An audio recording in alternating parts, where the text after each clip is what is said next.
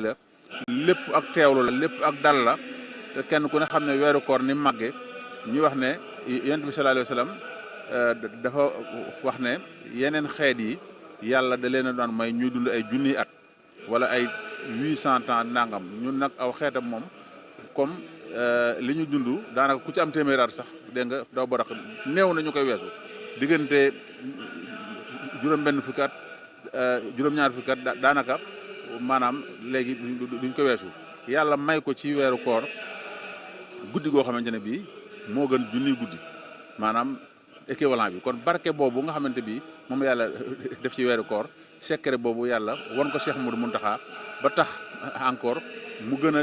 maanaam yokk barke bi ci ndaje mu mel nii nga xamante ne bii maanaam lépp moo ko xalaatal boppam définir ko boppam ñu di ko def na nga ko bëgg mu ñëw di ci teew kon yàlla na yàgg te itam yàlla na ko yàlla fay yàlla na ko yàgg jiite ñu yàgg ko fee fekk ndax daal wax dëgg yàlla mbir la moo xamante ne bii képp koo xamante ne rek maanaam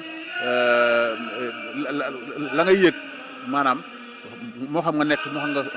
nga bañ fee nekk xam naa ne kenn ku ne expérience bopp la boo xamante ne bii maanaam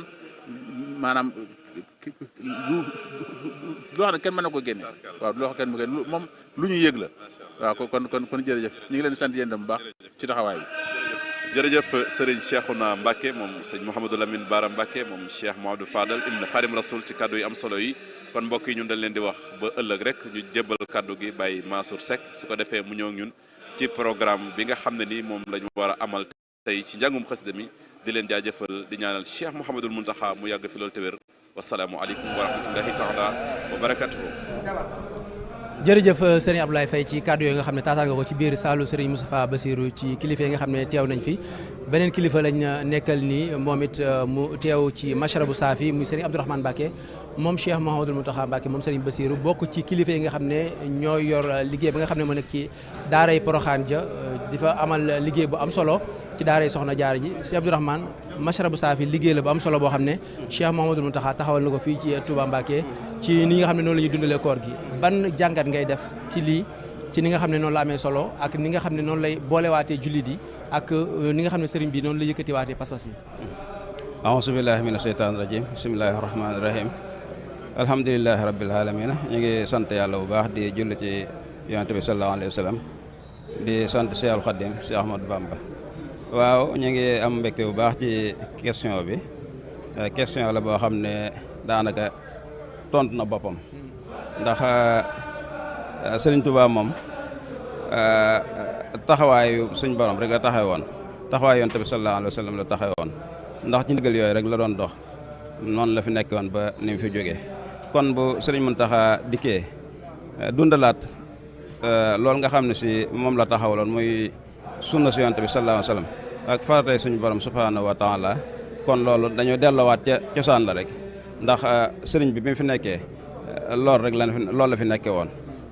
moom la ànde woon ak ñi nga xam ne si ñoo aju woon ci ñoom loolu la leen doon xamal loolu la leen doon wan fu mu toll kon bu fi jógee boobaak léegi daanaka dellusiwaat ci lu jege luy bëgg a jege téeméeri at sëriñ Muntaxa dundalaat ko yeesulaat ko ba mu mel ne dafa sëriñ dafee nekkaat te it noonu la demee ndax mën nañ ne moom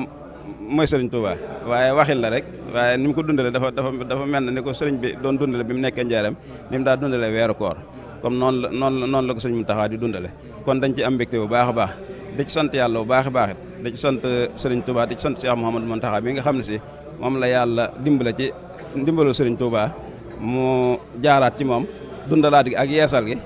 ba mu toll nii ba rëyaay bi mu rëy nga xam ne si ne képp ku dib jullit rek waxuma am murit waaye ku dib jullit rek wala ngay mbindeef rek am nga xemmeem def ci jëf ju rafet ji jëf ju kawe ju màgg ji jëf ju rëy ji jëf ju tedd ji kon mbir la moo xam ne si ne maanaam mëne su ko xayma ab dayo mëne su ko xayma njariñam it fa mu toll ak fa mu àggit xameesul fu mu doon ak ni mu dajalee mbokk yi nga xam ne si mbokk yi yëpp kenn ko nekk yàkkamti nga waxtu wi jot ba nga bàyyi la nga doon def ñëw ànd koog moom muy mbokk yëpp nag foo xool da nga gis koo xam ne si njabootuk Sëriñ Tuubaa la mooy ci njabootuk boppam gi mooy ci seex si wala taalibe wala ñëpp rek ñëpp daje nañ fi ànd koog moom di ko dundal kon loolu tawfeex la joo xam ne si Sëriñ Tuubaa ñu ko dimbalee jaarale ko Cheikh Mouhamadou Mountakha kon ñu ngi leen di sant bu baax a baax di leen gërëm bu baax a baax di jéggalu ndax wax ji bett nañu lool ndax waajaluñ ko dañoo toog rek ñu ne nañ ñëw sànni ci kàddu waaye kàddu yu mbégte moom li feeñal ko du jafe waaw am nañ ci mbégte bu baax a baax comme ni ci murid yëpp amee mbégte sant nañ ci it bu baax sant Sëriñ Muntaxa bu baax a baax a baax kon ñu ngi leen sant yéen waa Hizbut Tarqiyyah alhamdulilah rabbil alamin taxawaay biñ ci taxaw dundal nañ ko dundin woo xam ne si sell na rafet na kawe na kon murid yëpp amal nañ leen ñoom it cant amee nañ leen ñaan ñuy ñaan suñu borom ci barke Cheikh Mouhamadoul Mountakha barke Cheikh Mouhamadoul Bassir mi nga xam ne mooy waajuram yàlla na ko yàlla yàgg a taxawe te yàgg ko ànd ak mbokkam yii yàgg ko ànd ak murid yi ci barke Sëriñ Touba jërë ngeen jëf sant nañu baax a baax nii lañ koy dundale nag ci goxi murid yëpp waaye fii nag moom mooy ndey je kon fii la ñu royee foo dem ci goxi murid yi ñoo ngi ko fay dundale waaye fii lañ koy royee kon alhamdulilahi rabbil alamin waaye loolu lépp nag taxawaayu Sëriñ Muntaxa rek la ak jitteem ju kawe jërë ngeen jëf ñu ngi leen sant bu baax di leen gërëm bu baax a baax jërëjëf macha allah jërëjëf Mbacke jërëjëf Mbacke jërëjëf Serigne Abdourahmane Mbacke moom Cheikh Mouhamadoul Mountakha Mbacke moom Serigne Bassirou di xalif général des Mourides bokk ci kilifa yi nga xam ne ñoom it ñëw nañ teewee li nga xam ne moom moo di Mashrabu'ç Saafi mu nekk ca daara Porokhane ji di fa amal liggéey bu am solo ci maam Jaara yi nga xam ne ñoom ñoo fa ndekkee lépp rek ci ndigalu Serigne bi kon mbokki téléspectateurs yi dañ leen di remettre antenne bi ñu dem jokkoo ki nga xam ne moom moo di Baye Mansour Seck mu wéel liggéey bi ci li nga xam ne moo jëm ci programme kuréel yi ak yeneen kàllaama yi nga xam ne fas yéene ko yaatal laataay ñuy tàmbali njàng mi. asalaamaaleykum wa rahmatulahi taala wa barakaatu kon ñuy sant bu baax sëñ Fallou Sylla ci yi nga xam ne jot nañu ko muy lu am solo ci ni nga xam ne lañu yëge xew-xew bi ak niñ fi dikkee tey kon di ñaar fukki fan ak ñeent ci weeru koor ñuy santaat bu baax suñu borom dëppog le 25 mars ñu fas yéene jottali leen programme bi nga xam ne li ci jiitu mooy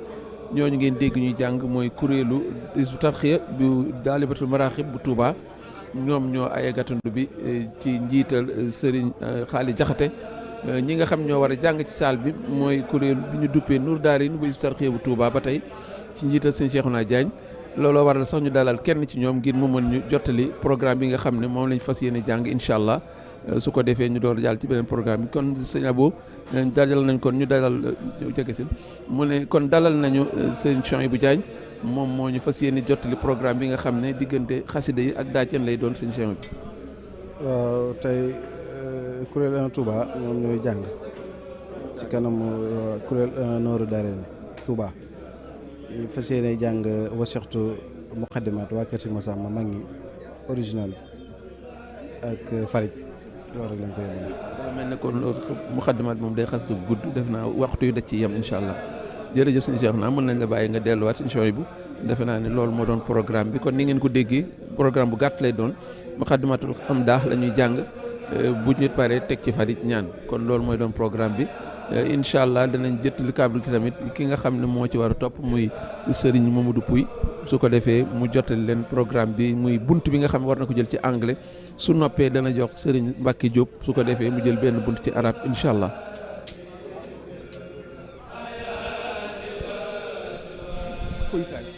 bismillah.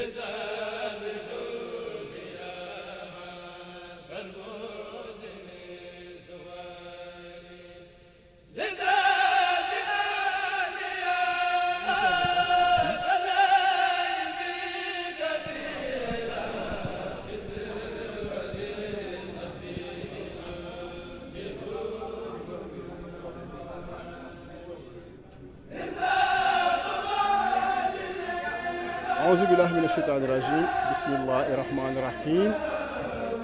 Assalamu alaikum wa rahmatullahi ta'ala wa barakatuhu. Dear viewers of Al Muridiya, here we come today again to talk about another Hasidah, Anta Rabbi, for the Mashrabu'ç Saafi min al Manba'i Shafi'i, the pure fountain emanating from the healing source. Anta Rabbi is a 27-verse poem written by Sheikh Ahmadu Bamba in the Tafif mirror, like Innani Ustu, like Ya Kitab al-Karimi. The poem has no title of its own. The NCB represents the title, but it is a 27 verse with 9 verse, each ending with one rhyme, and it is from Allahu Muhammad. The Qasida features a special rhyme scheme. The first rhyme is the D, like the Dal. For instance, in the first verse, it says Anta Rabbi wa kuntali bi widadi laka shukri li jannati bi midadi. That was the first rhyme with the D. And then the second rhyme is the Li. And for the Li, the first verse that start with the Li is Inna zal jodi wal ula wal jamali malikil mulki zal uda wal kamali. So that's the one that ends with the Li. And then the first verse that start the verse that end with the B is Azhabal Durra Maliki an Janabi wa Janabi al-Iyali Zal al-Anabi. So these are the three main verse ending of this 27 verse Qasida. So in the preamble,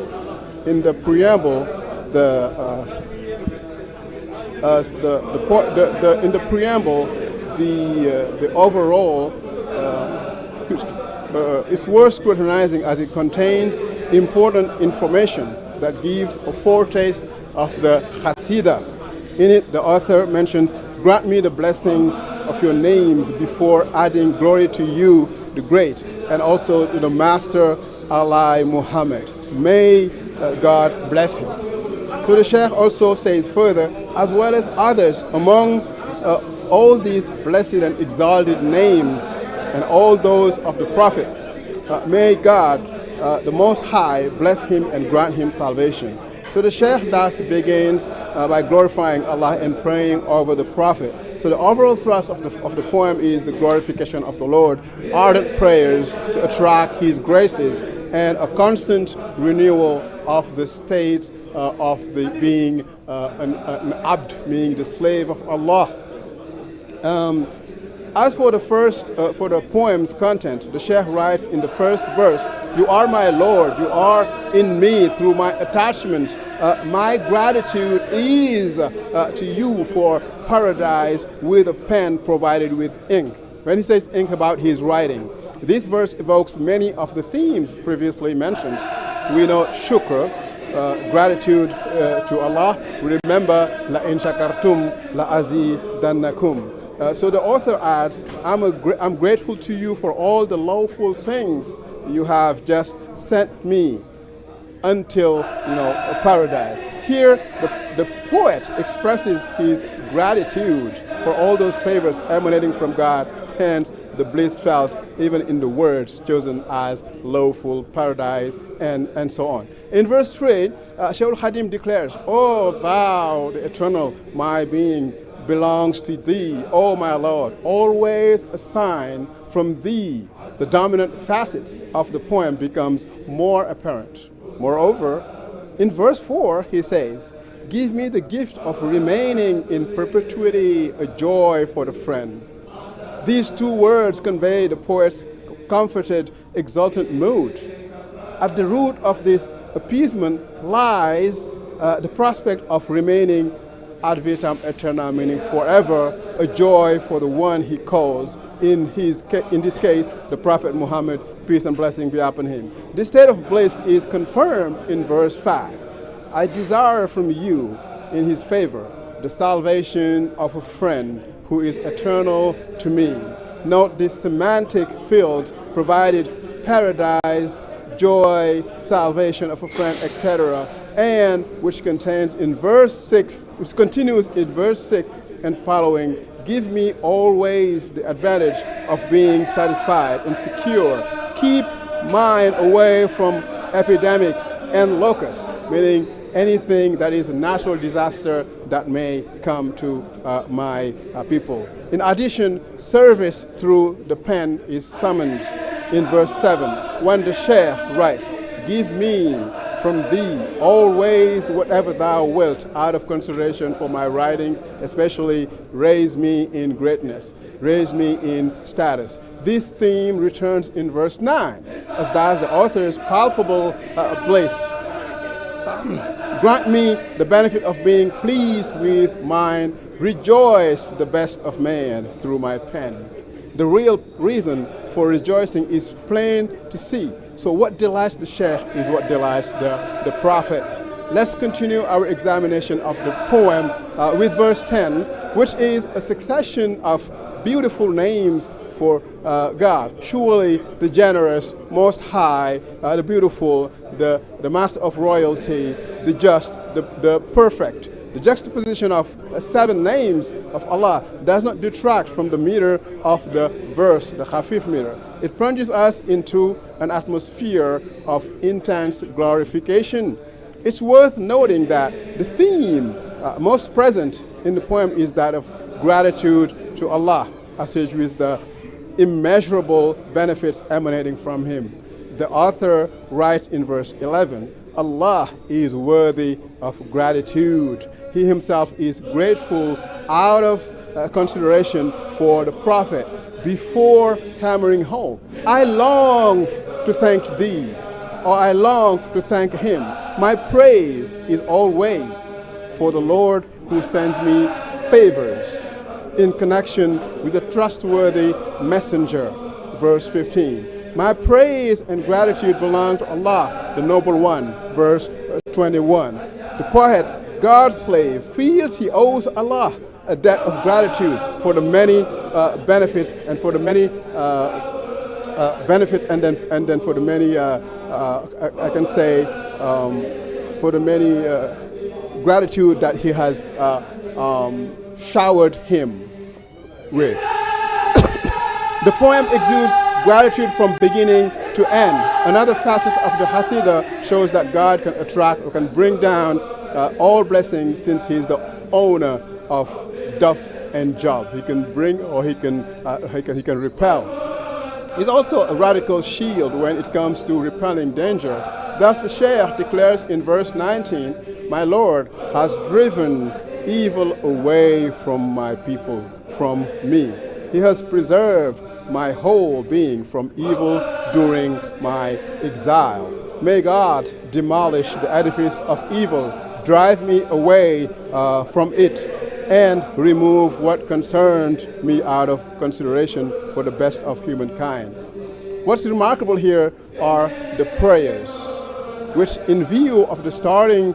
premise are all answered, as the Shaykh mentions in Mashrabu'ç Fawzin. The poet continues, I have received from my Lord, out of consideration for the best of human beings, the best assistance against enemies, verse 24. In this passage, we see an affable, merciful God who showers his slaves with blessings, but who is radical and merciless when it comes to protecting them from anything harmful. Secondary themes are also present in the poem. For example, in verse 18, the author addresses a friendly greeting to Allah from my own people and myself. Grant me the benefit of being satisfied with my own. Let's not forget that his own are all those who put their trust in him. The final theme is that of the exile. In verse 20, the author mentions, he preserved my whole being from evil during my exile. This exile was the high price he paid to be able to possess all the glorious titles obtained from his Lord, which today earn us the appellation his own, that we belong to him, we pledge allegiance to him. So through gratitude and glorification of Allah, he has written this poem, Anta Rabbi. So this was the English part, so we're moving now to the next one, which is the Arabic part that would be done pretty soon for the next one. Thank you.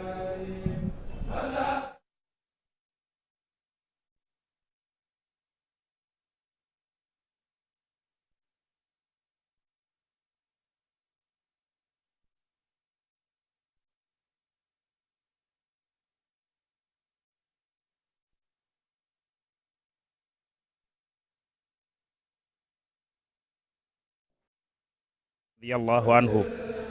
في الفعاليات الرمضانية التي يديرها الخليفة العام للمريدين مولانا الشيخ محمد المنتقى حفظه الله ورعاه. واليوم جئنا لدراسة قصيدة من القصائد القديمية تحت عنوان قالوا ليركن. هذه القصيدة قصيدة رائعة جدا ألفها الشيخ الخديم رضي الله عنه قبيل الغيبة البحرية، وهي نونية شهيرة جدا عدد أبياتها 10 أبيات. ومما يروى في مناسبة القصيدة أن الشيخ الخديم رضي الله عنه كتبها لما عرض عليه أن يركن إلى أبواب السلاطين أولي الأموال الجزيلة والكنوز المقنطرة بعد وفاة والده الكريم ممر أنتسالي، وهو يرد على أولئك الأشخاص الذين طلبوا منه أن يركن إلى الأمير وهو في ريعانة شبابه معلنا للجماعة بأنه لا يرغب في دنيا الملوك ولا يطلب الكرامة إلا من الله رب الأرباب. والقصيدة ألفها الشيخ الخديم على منوال البحر البسيط مستفعل فاعل مستفعل فاعل مستفعل فاعل مستفعل فاعل. يقول الشيخ رضي الله عنه في مدلع القصيدة قالوا ليركن لأبواب السلاطين تغز جوائز تحني كل ما حين. كأن مولانا العبد الخديم يبين لنا أن هناك أناس طلبوا منه أن يركن إلى أبواب السلاطين لينال خير الدنيا والآخرة، ولكنه أبى وأقبل إلى الله سبحانه وتعالى قلبا وقالبا زاهدا عن الدنيا وما فيها. والشيخ رضي الله عنه يبين لنا في هذه القصيدة بعنايته الفائقة بالعلم والدين، فقال فقلت حسبي ربي واكتفيت به ولست رادي غير العلم والدين. وكذلك إذا نرى أن العبد الخديم رضي الله عنه يبين من خلال هذه القصيدة توحيده الخالص لله تعالى الذي لا يرجو ولا يخاف غيره، فقال ولست راديا ولست أرجو ولا أخشى سوى ملكي لأنه جل يغنيني وينجيني. ثم يواصل العبد الخديم واصفا في القصيدة الملوك بالعجز عن أمورهم، فقال أنا أفوض أحوالي لمن عجزوا عن حال أنفسهم حجز المزاكين، أو كيف يبحثني حب الحتام على جوار من دورهم روض الشياطين. كأنه سبه روض هؤلاء الملوك بروض الشياطين. وكذلك أيضا نرى أن العبد الخديم رضي الله عنه يبين من خلال القصيدة توحيده الخالص، فقال إن كنت ذا حزن أو كنت ذا وتر دعوت سلعين قبل الراء والسين، بمعنى أنه رضي الله عنه لا يدعو إلا الله سبحانه وتعالى إذا كان في حزن أو كان في وتر. ثم بين لنا أن الله سبحانه وتعالى المغني لا يعجزه شيء، فقال وهو المعين الذي لا شيء يعجزه وهو المكون ما شاء أي تكوين. ثم بين أن الله سبحانه وتعالى إذا أراد أن يكون شيئا يأتي بعجلة يأتي أو يأتي بغير عجلة ببطء فكذلك أيضا يأتي، فقال إن شاء تعجيل أمر كان ذا عجل أو شاء تأجيله يبتأ إلى حين. إذن قصيدة رائعة جدا. ندعو الله سبحانه وتعالى أن يعمر الخليفة العام للمريدين مولانا الشيخ محمد المنتقى. إلى اللقاء القريب، والسلام عليكم ورحمة الله وبركاته.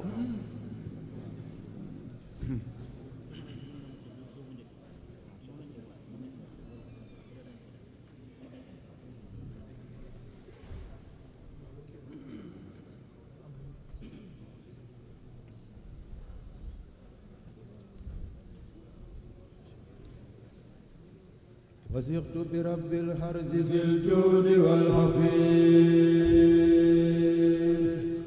مع المصطفى والله لي مخلد صفي وثقت برب الأرض ذي الجود والعظيم مع المصطفى والله لي مولد صفي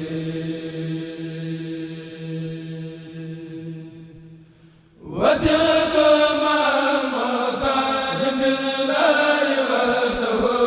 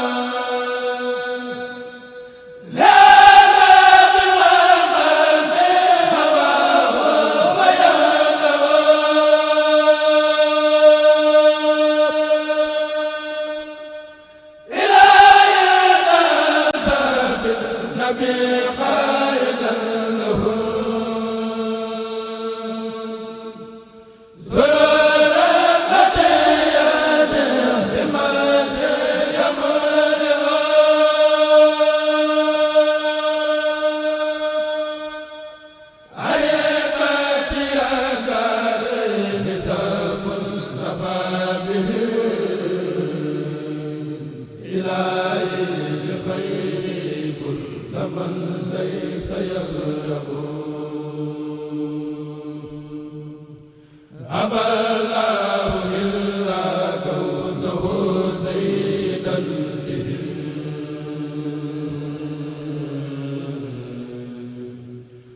وقاتوه الكفار والكل كذبوا أسود الملالة مسابيح في دجا